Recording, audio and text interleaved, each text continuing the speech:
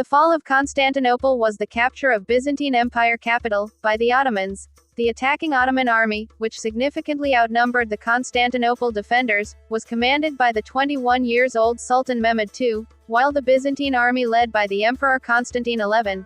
The fall of Constantinople marked the end of Byzantine Empire, and effectively the end of Roman Empire, a state which lasted nearly 1,500 years. The capture of Constantinople, a city which divided the Europe and Asia Minor, allowed the Ottoman to effectively invade the mainland Europe, leading to the Ottoman control of the Balkan region. Constantinople had been the imperial capital since its consecration in 330, under the Roman Emperor Constantine the Great. In the following 11 centuries, the city had been besieged many times, but was captured only once before, the sack of Constantinople during the Fourth Crusade in 1204.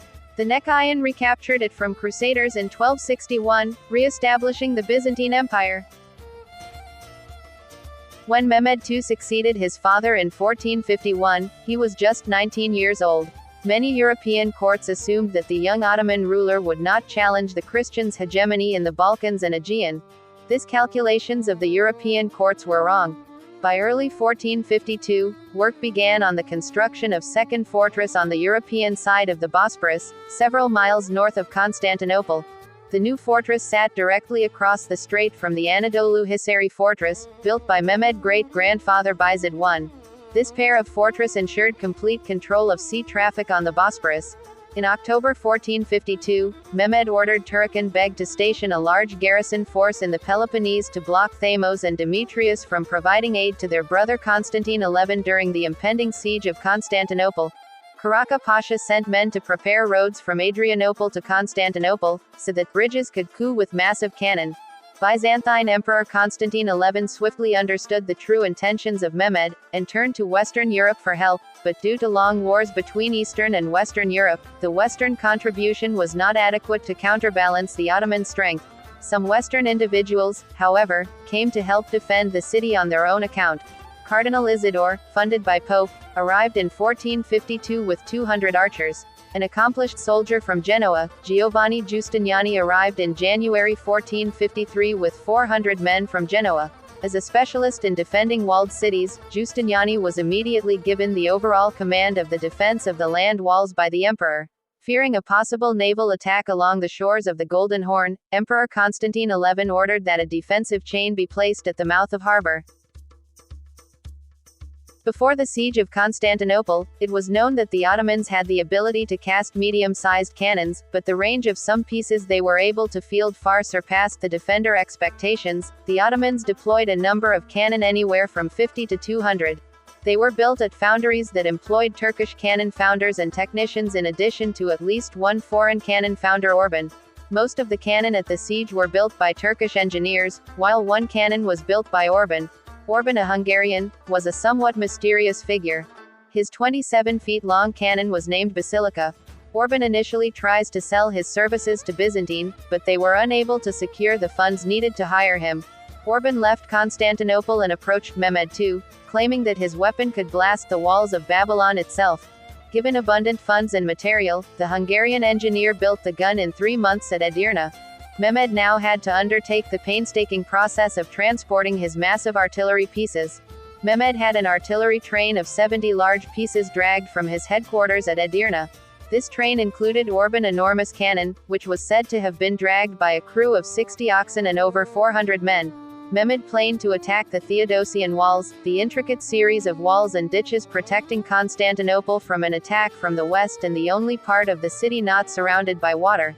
The bulk of the Ottoman army was encamped south of the Golden Horn. The regular European troops, stretched out along the entire length of the walls, was commanded by Karaca Pasha. The regular troops from Anatolia under Ishak Pasha were stationed south of the Lycus down to the Sea of Marmara. Other troops under Zagan Pasha were employed north of the Golden Horn. On April 5, the Sultan himself arrived with his last troops, and the defenders took up their position. As Byzantine numbers were insufficient to occupy the walls in their entirety, it had been decided that only the outer walls would be manned. Constantine and his Greek troops guarded the Mesotikon, the middle section of the land walls, where they were crossed by the river Lycus. This section was considered the weakest spot in the walls and an attack was feared here most.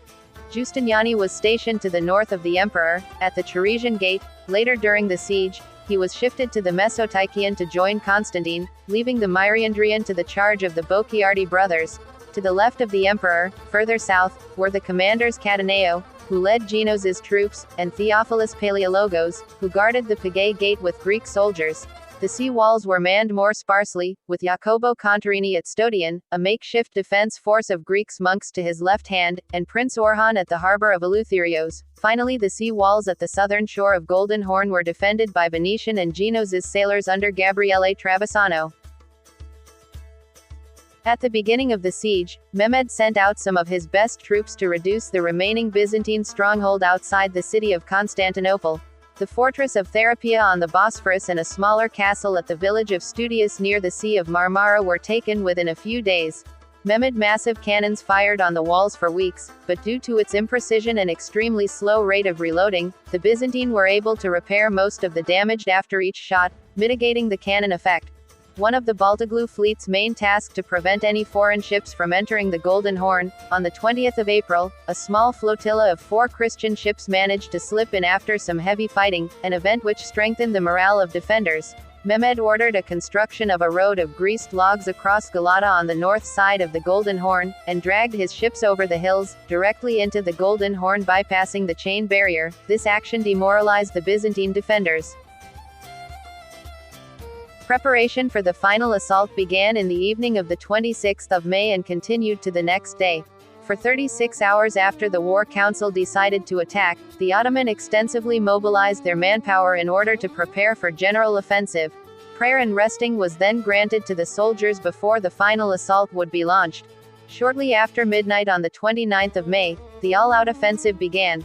The Christian troops of the Ottoman Empire attack first, followed by the successive waves of irregular Azaps, who were poorly trained and equipped, and Anatolian Turkmen forces, who focus on a section of damaged walls in the northwest part of the city. The Turkmen mercenaries managed to breach this section of wall and entered the city, but they were just as quickly pushed back by the defenders. Finally, the last wave, consisting of elite Janissaries, attacked the city wall. The Genos's general in charge of the land troops, Giovanni Giustiniani, was seriously wounded during the attack, and his evacuation from the ramparts caused a panic in the ranks of defenders. With the Giustiniani Genoese troops retreating into the city and towards the harbor, Constantine and his men, now left to their own devices, continued to hold their ground against the Janissaries. However, Constantine men eventually could not prevent the Ottoman from entering to the city, and the defenders were overwhelmed at several points along the wall. Meanwhile, Janissary soldiers, led by Ulubatli Hassan, pressed forward. Many Greek soldiers ran back home to protect their families, the Venetian retreated to their ships, and a few of the Genoses escaped to Galata. The rest surrendered or committed suicide by jumping of the city walls. The Venetian Niccolò Barbaro wrote in his diary that Constantine hanged himself at the moment when the Turks broke in at the San Romano Gate, although his ultimate fate remains unknown.